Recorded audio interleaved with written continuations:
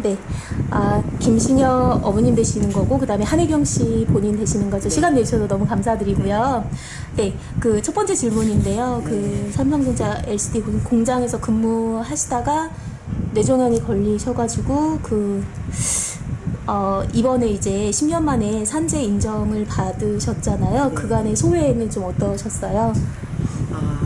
10년 만에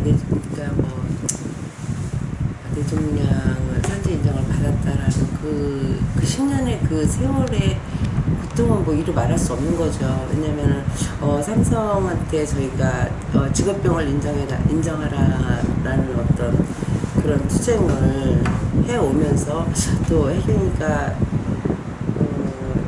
이게 뇌증명 근로복지공단에 산재 신청을 했었을 때 그 긴 시간을 끌면서도 2년이 가깝게 긴 시간을 끌면서도 그냥 직업병이 아니면 개인의 질병이다라는 어떤 판결이 나와서 부승인 받고 저희가 1심, 2심, 3심까지 가면서까지의 패소 당했을 때 그 심정은 뭐 어떻게 이루 말할 수 있겠어요. 근데 어떻게 요번에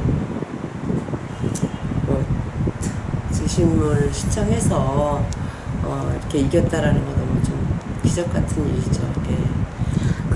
제가 알고 있기로는 퇴사하시고 나서 이제 질병이라고 해야 되나요? 그게 일어난 거죠? 퇴사하시고 나서.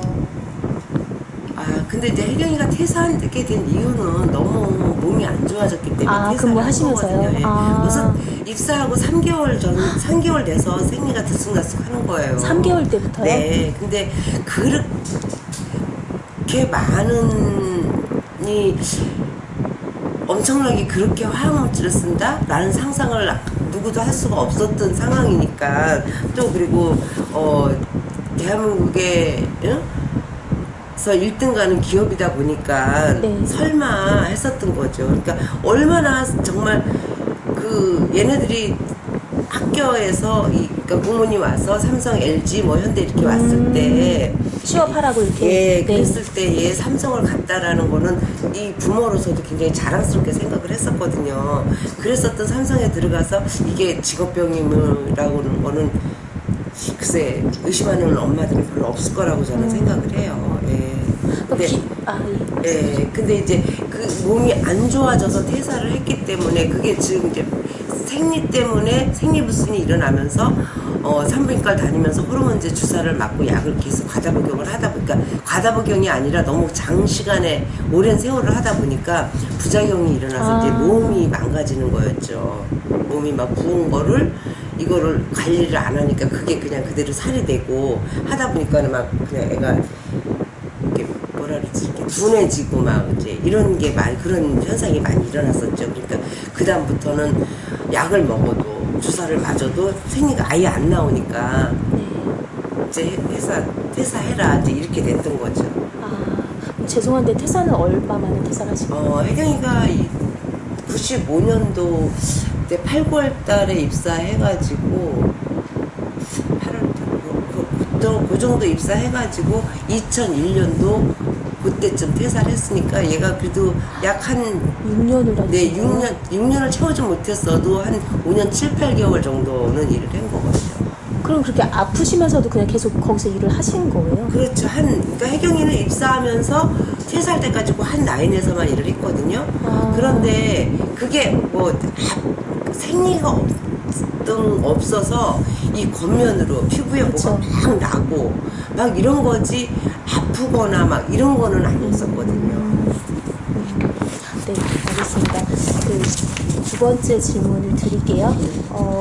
이제 이게 알려진 바는 이제 납과 유기용제에 노출되셔서 생산직으로 일하시다가 퇴사하시고 2004년 뒤인 2005년에 뇌종양 진단을 받으시고 그 다음에 2009년에 근로복지공단에서 산재 요양급여 신청했는데 승인되지 않았고 행정소송했는데 모두 패소했고 2018년 10월에 근로복지공단 산재 재신청을 하셔가지고 이제 앞선 5월 30일에 산재 인정 통지를 받으셨는데 여기에 더 부연 설명이나 이런 거 해주실 수 있으세요? 이게 부연 설명은 이게 어쨌든 다 맞는 거예요. 2005년도에 이제 진단 받고 나서 2009년도에 2005년도에 이제 수술 받고 나서 너무 장애가 이제 남고 하다 보니까 재활 치료를 꾸준히 해야 되잖아요. 그랬을 때 우리가 이제 집이 춘천이다. 수술은 분당 서울대병원에서 했고 집은 춘천이다 보니까 이제 퇴원해가지고 재활병원에서 그 치료를 받으면서 재활 치료를 계속하면서 재활병원의 사회복지과 선생님이 혜경이 그러니까 너무 젊은 애가 이제 이렇게 막 하다 보니까 장애가 생기다 보니까 이제 이 반올림을 이제 알려준 거예요. 그래갖고 어떻게 해서 이제 반올림을 저희가 게시판에 올려서 이제 이종관 의무사님도 알고 이제 이렇게 해서 이제 싸움이 시작되면서 산재 신청을 해서 불승인 받고 또 1차, 2차 다 패소되고 그러니까 특히 행정소송 1차 행정소송에서는 약간 법정에서의 어떤 공판도 열리고 해서 이렇게 이렇게 그런 게 좀 있었는데 고법에서는 전혀 공판조차 열리지 않았기 때문에 또 더군다나 이 녹색 히로기판을 만들 때 납성분만 취급했던 게 아니라 아세톤, 벤젠, 유기용제 여러 가지를 취급했는데 왜 유독 납성분 하나만 갖고 다툼이 되었는가 이게 너무 저는 억울했었거든요. 그리고 또한 혜경이가 일했던 현장이 혜경이가 퇴사하고 얼마 후 이게 사업장이 없어졌는데 그럼 역학조사를 했다라면 어디서 무엇을 갖고 했기에 이게 혜경이한테 남 노출이 적었고 개인 질병이라고 판정이 났는가 이게 굉장히 궁금했었거든요. 네, 알겠습니다. 같이 근무하셨던 분들은 괜찮으세요? 같은 라인에 근무하셨던 다른 동료 직원분들도 있으셨을 것 같아요. 근데 이제 유산율은 많았대요. 유산율은 많았고 그리고 이제 혜경이가 나와서 그 다음부터는 거의 친구들하고 이제 그렇게 연락이 안 됐기 때문에 그러면 95년도에 입사를 하신 거면은 네. 고등학교 졸업하시고 바로 가신 거네요? 그렇죠. 고등학교 취업으로 나가신 거예요? 네네. 그렇죠? 네. 첫 직장인데. 그렇죠. 너무 당연한 질문인데 처음에 한혜경 씨 질병 이제 직장과 관련됐다는 걸 아셨을 때 심정이 어떠셨는지 또 삼성 반응이 궁금해 하거든요. 그 당시에 삼성 반응. 그 다음에 또 알기로는 돈을 들고 삼성에서 회의하려고 찾아왔다고 알고 있는데 그 말씀도 좀 부탁드립니다. 처음에 혜경이 뇌종양이라는 MRI 찍고 그 판정 받았을 때는 처음에 어떻게 알게 되신 거예요? 근데 혜경이가 계속 그렇게 아팠어요. 엄마 어깨가 아파. 또 머리 아프대 소리는 안 하고 막 그냥 그래가지고 하여튼 정형외과하고 정신과만 빼놓고 다 다녔었거든요. 근데 이제 그럼에도 불구하고 계속 아프고 감기약을 먹고 나면 조금 괜찮아요. 이제 왜냐면 이게 진통제 성분이 있었던 건 것 같아요. 그랬는데 나중에는 엄마 손톱을 깎으려는데 손에 힘이 없어. 그리고 걸음을 걸으면은 애는 똑바로 간다고 하는데 자꾸 옆으로 이렇게 가제 걸음을 걷는 거예요. 그래서 계속 아프고. 근데 그 생활이 내가 생각했을 때 한 6, 7개월, 8개월 정도 됐어요. 그렇게 계속 그냥 내과 가서 약 줘다 먹고 막 이렇게 된 게 그러다가 안 되겠어 갖고 혜경아 우리 한번 이제 사실 돈만 있었으면 진작 가서 찍었겠지만 한번 MRI를 한번 찍어보자. 비싸도 머리서부터 발끝까지 한번. 그래갖고 가서 MRI 찍은 결과 이제 뇌종양이라는 판정을 받은 거잖아요. 근데 하늘이 무너졌죠, 진짜. 날 그 소리 딱 듣고 우리 혜경이한테는 엄마 왜 그렇대? 그러길래 사실 척추에 종양 크기가 워낙 크다 보니까 이게 머리에서부터 이 온몸에 물이 순환이 돼야 되는데 척추에 물이 한 6, 7cm 정도 이렇게 차 있었다 그랬거든요. 그래서 이게 시신경에 눌려서 걸음걸이가 그렇다. 이렇게 의사 선생님이 저한테 설명을 해줬기 때문에 제가 그것만 얘기를 해줬어요, 혜경이한테. 그때 진짜 너무 앞이, 뇌종양이라는 판정 받고 너무 앞이 깜깜했었고, 삼성에서는 그 당시는 저희한테 연락은 없었어요. 연락은 없다가, 좀 한참 지난 뒤에 이제 인사과에서 연락이 왔었죠, 저희한테.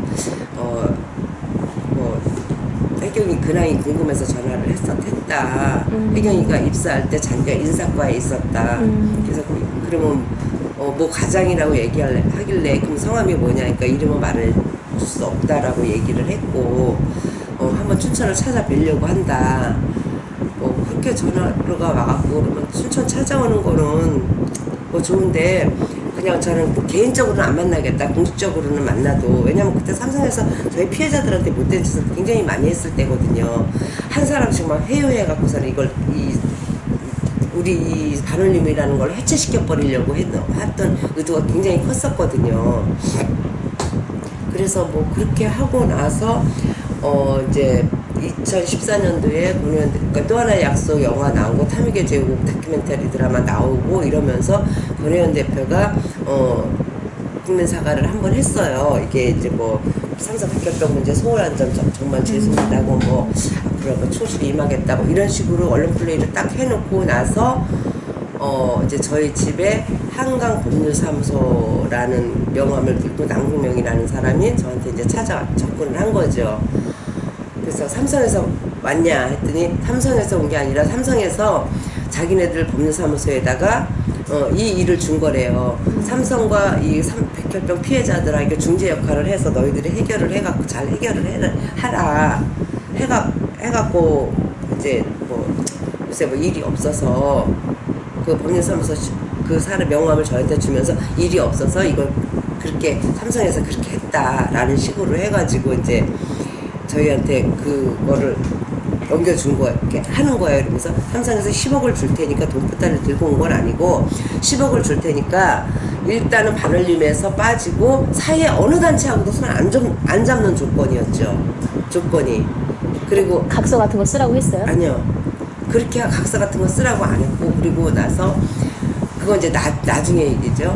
그리고 나서 저희 집으로다가 3번인가 왔었고 우리 동네 근처에서 총 6번인가 7번인가 만났었어요. 그 법률사무소 사람이요? 네, 변호사였어요?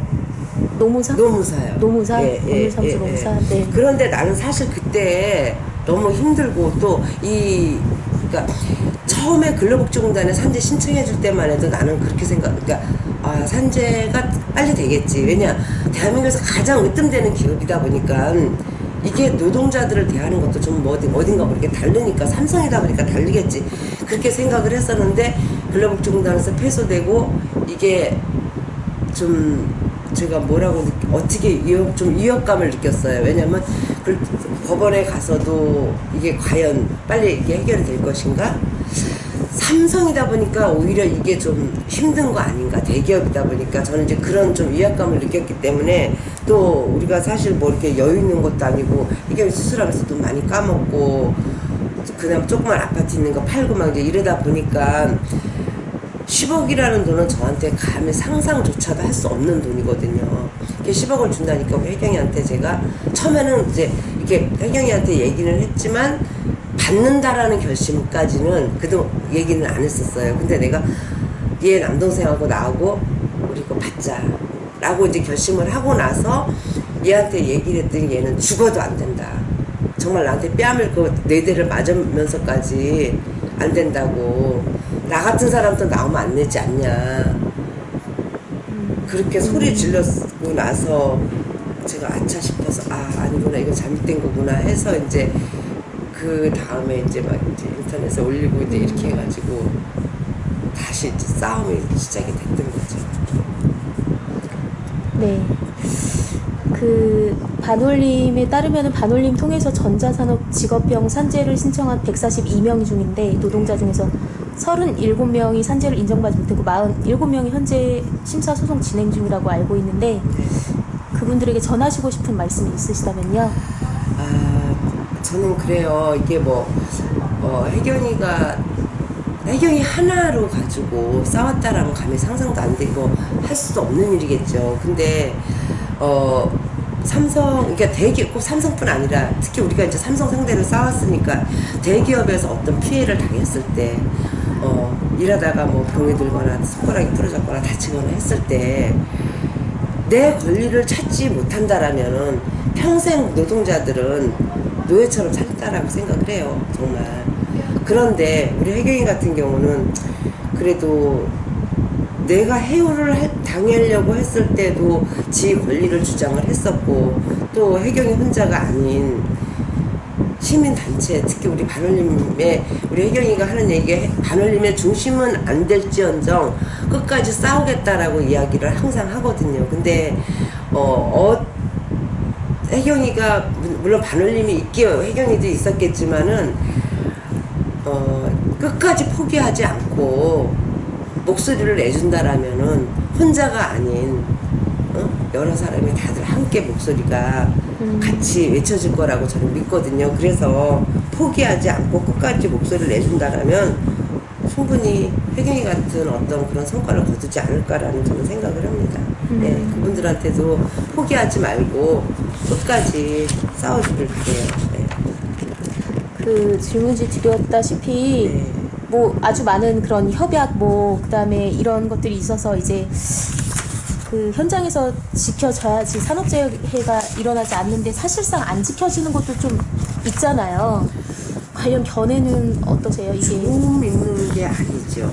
많아요. 엄청 많죠. 아, 네. 아직도. 네. 네. 그거는 저기 우리 알겠습니다. 조세경 변호사님 잠깐만요. 이거는 다시 질문 드릴게요. 아, 네. 저 촬영해도 괜찮아요? 예. 노무사님. 아, 네. 안녕하세요. 네. 네, 이거 편집하지 않고 그냥 나갈게요. 예. 아, 네. 노무사님이시죠? 예. 네. 이거 다섯 번째 질문인데, 여기 산업재해 관련해가지고 각종 협약들이 있어요. 뭐 직업암 협약, 산업안전보건협약, 화학물질 협약, 뭐. 근데 사실 현장에서 안 지켜지는 곳이 있잖아요. 그래서 관련 견해 좀 어떠신지. 예. 네. 일단 ILO 협약의 경우에는 네. 특히 화학물질과 관련해서는 ILO든 아니면 유럽의 이제 리치든 간에 원칙이 있어요. 원칙은 기본적으로 화학물질은 뭐 위험하기 때문에 그 위험성을 일단 인정을 하고, 그랬을 때 이제 노출이 어떤 기준을 넘기냐 안 넘기냐 이게 문제가 아니라 무조건 이거를 그 노출 기준 이하라도 위험성이 있기 때문에 이걸 최소화시켜야 되고, 그걸 사실 위험을 제거하는 것이 가장 타당하다라는 것이 이제 원칙. 근데 그랬을 때 삼성은 사실 항상 저희 반올림 문제 제기에 대해서 대응을 해왔을 때 노출 기준 미만이면 문제 없다 이렇게 사실 대응을 해왔거든요. 그리고 근로복지공단도 사실 그래서 노출 기준 미만이니까 노출이 얼마 안 됐다. 그래서 이거 직업도 아니다 이렇게 해왔고, 사실 이런 것이 한국에서는 아직 국제 기준에 못 미치는 것이죠. 화학물질 같은 경우에는 노동자들이 그런 거를 다 알 수가 없잖아요. 그냥 뭐 냄새가 심하다든지, 뭐 눈이 시큰거린다든지, 뭐 두통이 있다, 이 정도만 알지. 그런 것들은 잘 모르잖아요. 그래서 그 현장에 계시는 분들이 이런 화학물질 관련해서 뭐 정보를 좀 알 수 있는 방법이 혹시 있나요? 화학물질 관련해서 사실 지금으로서는 아직 알 수 있는 그쵸. 네, 네. 관리, 네. 네, 왜냐면은 지금 알 수 있는 방법은 사실 물질안전보건 자료가 이제 작업장에 비치는 돼 있는데, 사실 지금 이번에 개정이 됐지만 적어도 개정 전까지는 우리나라의 특징은 어떤 거였냐면 사업장에 비치는 해둘 텐데 집으로 돌아가서 그걸 가져가서 보지는 마라 이런 뜻이었거든요. 이거를 제공해 주진 않았어요. 그러니까 사업장에서만 그냥 딱 비치만 해둘 테니까 거기서 볼 텐데, 사실 그게 얼마나 볼 수 있겠어요. 실제로 이제 직업병이 낫고 그리고 내가 필요하고 이랬을 때 가져가서 이제 분수 따져봐야 되는데 그럴 수는 없었던 거죠. 그 노무사님께서 그 맨 처음에 그 같이 계셨나요? 그 해당 사례 접하셨을 때, 한혜경 씨 사례 접하셨을 때 어떠셨는지, 또 어떤 활동 하셨는지, 그 김신환 선생님께서 반올림에 감사하다는 그런 말씀도 언론에서 많이 하셨고, 예, 알고 있거든요. 그동안의 견해나 사례, 소회 어떠셨는지. 저는 이제 작년부터 이제 반올림에 합류를 했는데, 그때 와서 처음으로 시작한 게 이게 한혜경님 재신청이었어요. 그래서 재신청을 제가 맡아서 진행을 했었어요. 아, 그러셨어요? 예. 네, 그 소회 잠깐 말씀 부탁드릴게요. 안 그래도 이따 끝나고 여쭤보려고 했었는데, 네. 사실 그 재신청 진행을 하면서 저에게 되게 뜻깊었어요. 왜냐면은 이 굉장히 큰 사건이기도 하고, 그리고 이 반올림이 그간 이제 해왔던 것들을 이 한 사건을 사실 집약적으로 사실 알 수가 있었어요. 왜냐면 그 당시에 제가 이번에 재신청을 할 때 주장했을 때 사실 10년 전에 처음에 주장했던 거랑 크게 다르지 않았어요. 그런데도 이번에 인정이 될 수 있었다면, 그 당시에 사실 그 위험성에 대해서 똑같이 얘기를 해왔지만 그 당시에는 사실 들을 수 없었거든요, 사회가. 근데 이제 그게 이 두 분의 이제 10년간 투쟁을 통해서 다시 바뀐 거죠. 알겠습니다. 말씀 감사합니다. 네, 다시 이쪽으로 갈게요. 네, 네, 알겠습니다. 지금 선제 결정이 나고 나서 한혜경 씨 반응 어떠셨는지, 그 다음에 지금 사실은 누구보다 제일 괴로운 거는 본인이잖아요. 그렇죠. 정말 30살에 그런 뇌종양 진단 받으신 거죠? 25살. 다섯. 나는 28에 28살이에요? 28에 수술했으니까 지금 건강 상태는 어떠신지, 그리고 좀 앞으로 좀 더 호전될 수 있는 건지 좀 궁금하거든요. 아, 네. 이렇게 뭐 혜경이가 어디가 이렇게 아프거나 그러는 거는 없어요. 뭐 이제 뭐 가끔 뭐 허리가 아프거나 그러는 건 있지만은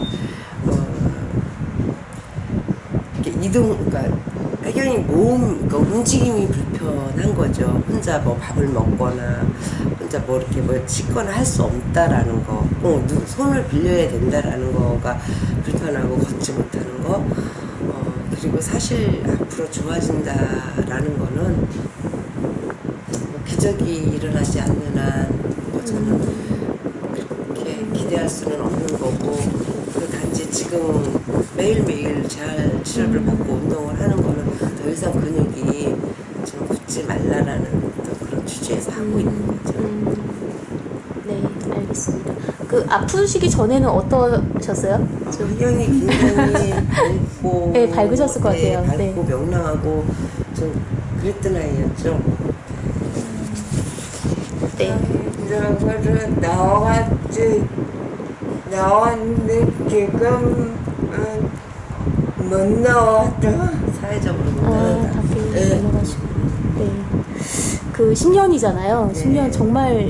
정말 짧지 않은 시간인데, 가장 힘드셨던 점, 그리고 이제 앞서 말씀해주셨지만 혼자서는 버티기 힘드셨다고 하셨는데, 무엇이 그 시간대를 버티게 했다고 생각하시는지요?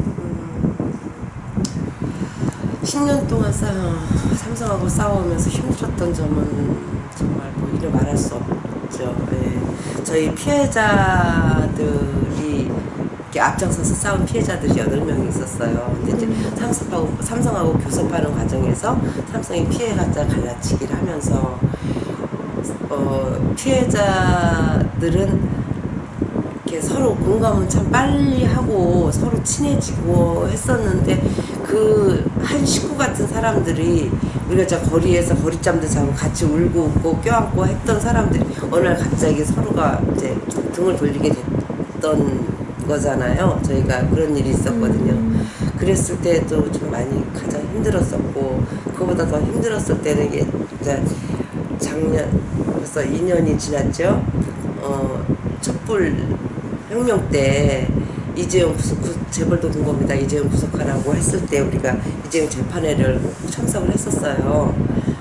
그랬을 때 그 태극기 부대가 혜경이한테 대했던 태도, 말, 병신 보고 병신이라고 얘기하는 거, 글쎄 남들은 뭐 이거 별거 아니다고 생각할지는 몰라도 정말 그랬을 때의 그러니까 정말 입에 담을 수 없는 말을 막 내 딸한테 했을 때, 법원 앞에서요? 법원 안에서요. 예. 안에서요? 예, 그러니까 법정안이 아니라 그 이제 건물 안에서? 네네네. 그랬을 때 저는 그 트라우마를 아직도 진짜 갖고 있거든요. 예, 그래서 내가 그때 법정 대성 통보를 했지만은 그때가 가장 힘들었던 것 같아요. 예, 그리고 또 버틸 수 있었다라는 거는 주위에 사람들이 많이 힘을 연대를 해줬기 때문에, 특히 우리 바울님 사람들을 상위 몇 명 안 되지만 사람들이 너무 헌신적인 사람들이에요. 정말 헌신적이라고? 네, 진짜 세상에 이런 사람, 이런 천사들이 또 있을까 싶을 정도로 바울님이 있었기에 또 모든 사람들의 그 연대가 있었기에 저희들이 10년을 넘게 이렇게 버텼다라고 생각을 해요. 저희는. 그 동지들이랑 어떻게 보면 동지인 거잖아요. 그렇죠, 그분들이랑 등 돌리게 된 건 왜 그러신 거예요?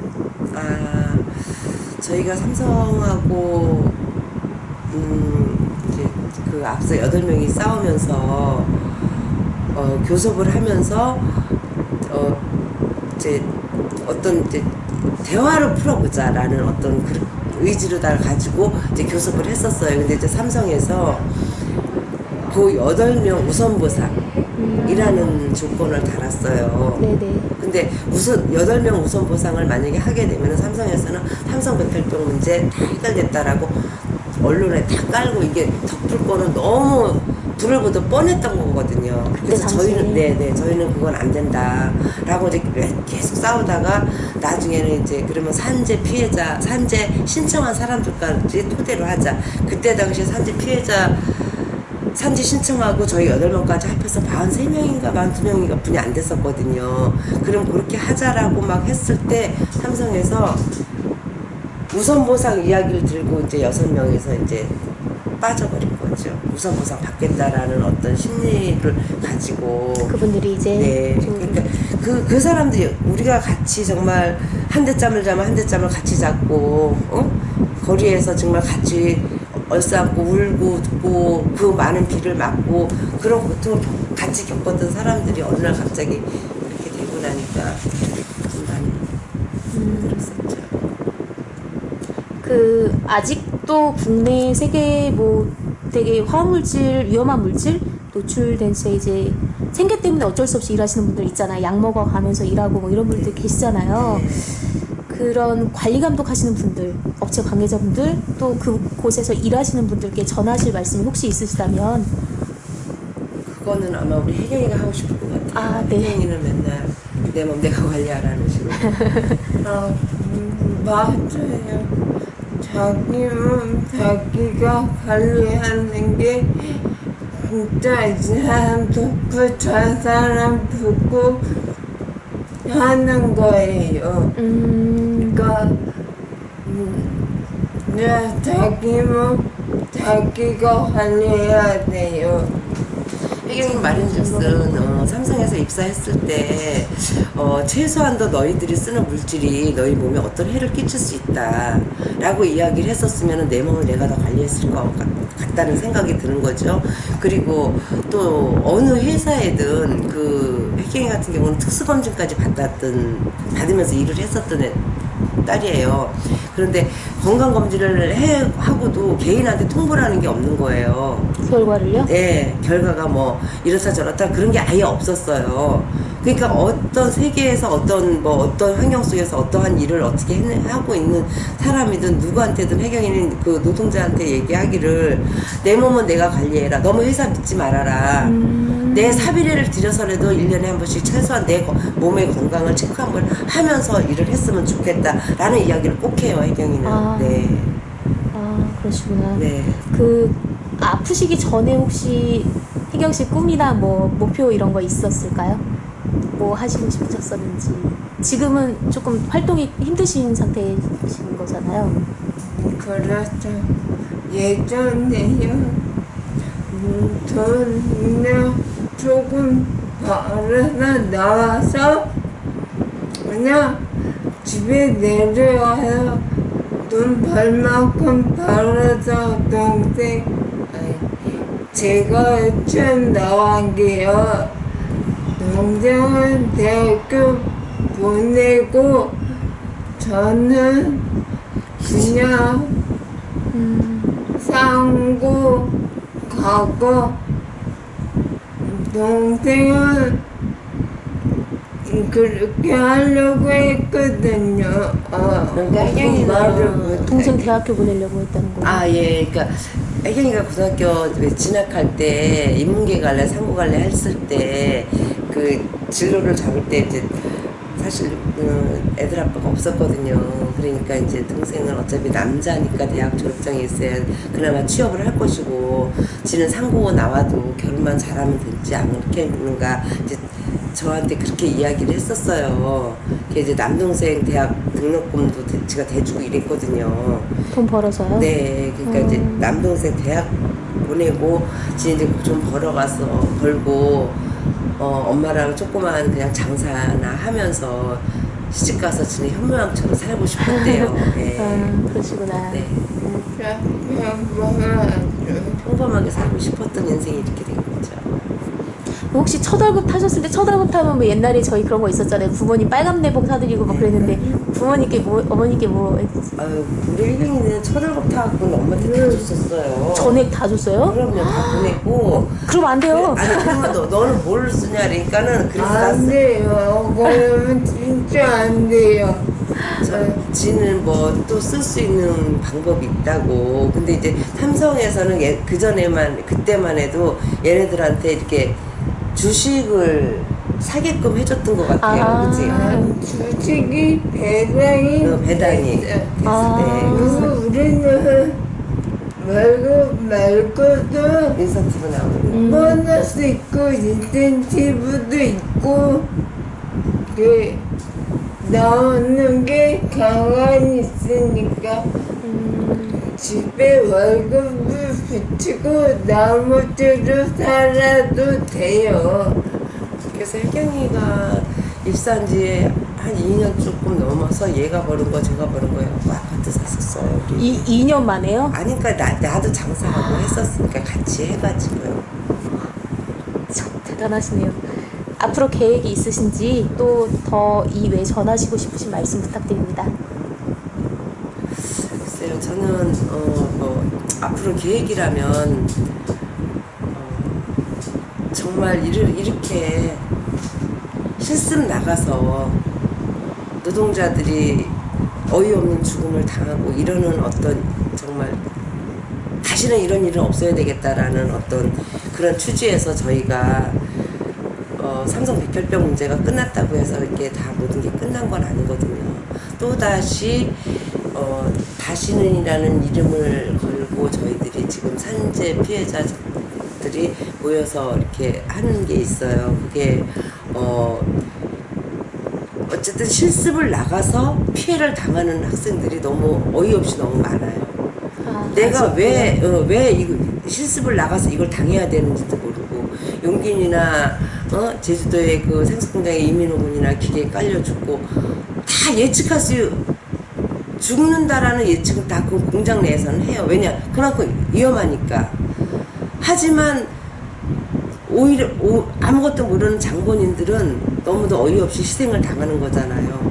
그러니까 이런 일이 없어야 되기에 저희는 위험의 외주화를 좀 없애는 어떤 그런 제도를 많이 지금 내고 있어요. 네. 그러시구나. 네. 네, 알겠습니다. 마지막으로 인사 한 말씀 해주시겠어요? 딱히? 많이 알겠습니다. 신청해주세요. 예, 이제 그러면 여기까지 하겠습니다. 네. 네, 알겠습니다.